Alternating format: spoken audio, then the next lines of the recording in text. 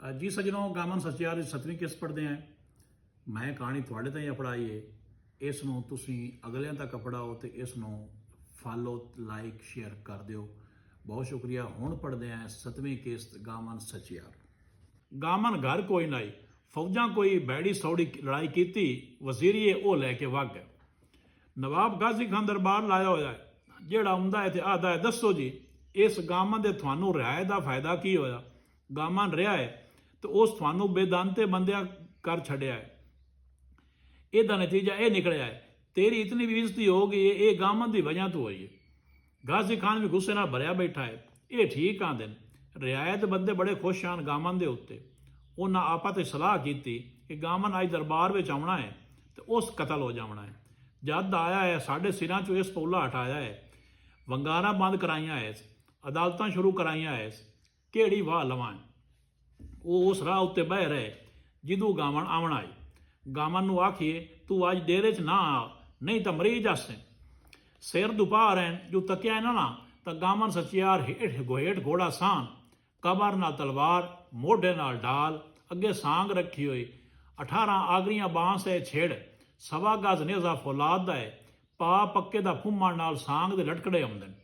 गामन चाही आउंदा है, अगू वो उठ खड़े आखे गामन जने हाँ, उड़ जा कालिया कावां, सड़िया मास ना खा, फुल्लां वर्गियां सूरतां, दूती दिन दिन खाक रला, बुड़ बुड़ मोइयां सोहणियां, कई खून दे भरे दरिया, तैनूं वसदा गतना रब दा, अज छिड़ियां हेठ ना अज छुरियां हेठ ना। गामन अज रंग दरबार दा हो रहे, ऐ किस्सा हो गया है। कनीज चाल ये वजीरियां ते कोल बंदे दरबारी जेड़े हैं वो तो इत्थे बरियां पलट रहन, तू निकल जा। गामन बोलिया थोड़ा तो भला होवे, कमाल किया ही ने, मेरी तो खैर खाई पे करेंदे हो, पर एक खैर खाई होंदी है तो एक दुश्मनी होंदी है। खैर खाई दे तुसी मेरी तबाही करदे पे हो, किवें? उस आख्या कल ताई मैं प्यो सद्या है गाजी खान, उस मैनू पुत्र सद्या है, मैनू उस्ताद सद्या है। अज एडी बेइज्जती दे विच मैं छड़ के वग जावां ना तो मेरे जेडा तां बुरा बंदा कोई नहीं।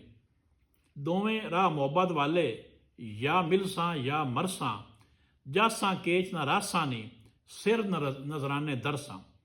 गामन आख्या एक नेक मेरे ते चढ़िया है, मैं गाजी खान दे डेरे च नहीं वड़दा, मैं इत्थू वैना हाँ, मैं क्यों वजीरियां दे मगिर।